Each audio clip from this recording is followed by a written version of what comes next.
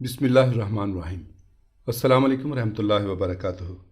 हांसा नजातुन नहारी यमनी अरब हैं, मज़हब के लिहाज से यहूदी, पेशे के लिहाज से इंजीनियर हैं, सुकूनत के लिए इसराइल हिजरत करके जा चुकी हैं।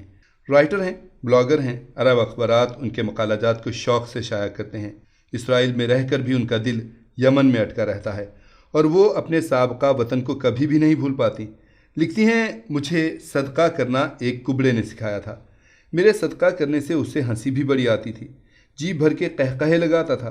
मगर हम जब यमन से निकले तो वो हमारे लिए और हमारी जुदाई पर रो भी खूब रहा था। कहती है, मेरी उम्र 7 साल से भी कम होगी।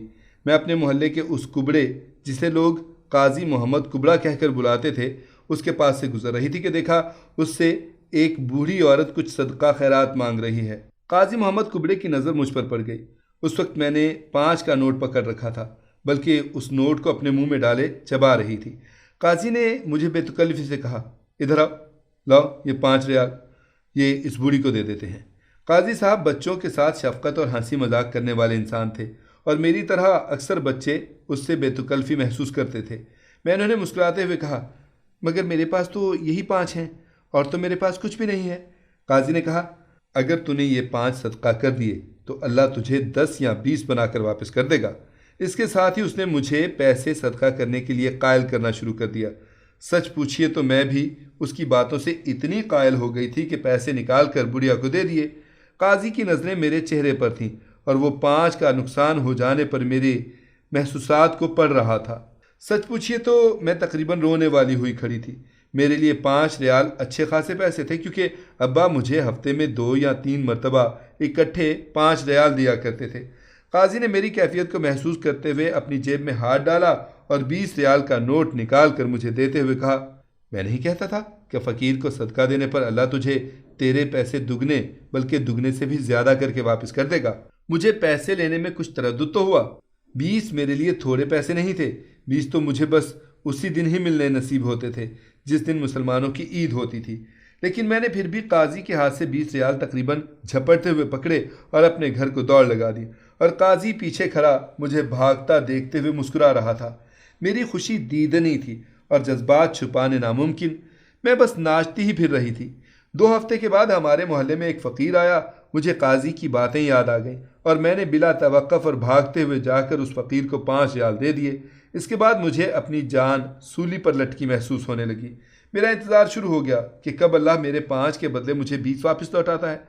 मगरिब तक तो मेरी ये कैफियत थी कि मेरा दिल चाहता था कि बस किसी तरह मेरे वही 5 ही बगैर किसी इजाफे के वापस मिल जाएं।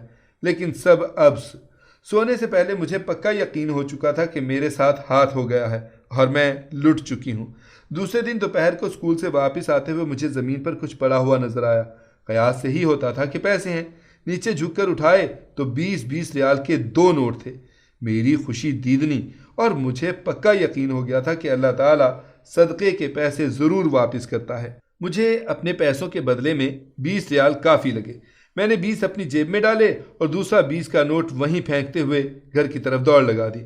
उसी दिन असर के वक्त दुकान से लौट रही थी कि मुझे काजी मोहम्मद मस्जिद से निकलता हुआ दिखाई दिया।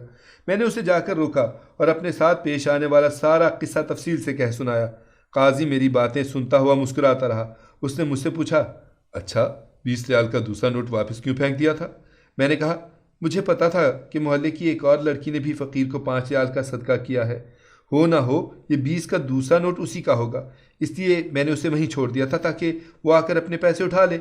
मेरी ये बात सुनकर काजी हंस हंस कर मज़ीद दोहरा हो गया, बल्कि उसने तो पास गुजरते हुए चंद लोगों को मेरी बेवकूफ़ी का ये माजरा कह भी सुनाया। काजी के साथ दूसरे लोग भी हंसना शुरू हो गए थे। उस दिन के बाद भी जब जब काजी मुझे देखता हंसना शुरू कर देता था।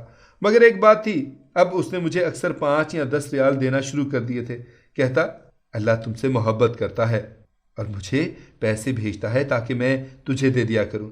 इसके बाद मेरी ये पक्की आदत बन गई कि अगर कोई फ़कीर मुझसे सवाल करे तो मैं उसे जो कुछ भी पास हो दे दिया करूं।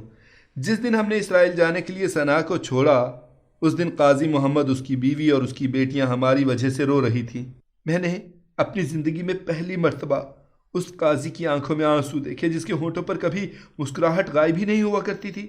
अब जबकि मैं बड़ी हो गई हूँ तो मुझे रह रह कर एक एक करके सारी बातें याद आती हैं। مجھے اپنا وطن چھوڑنے کا دکھ ہوتا ہے، ایسا وطن جس کے لوگ اللہ سے پیار کرنے والے ہیں اور اللہ ان سے پیار کرتا ہے۔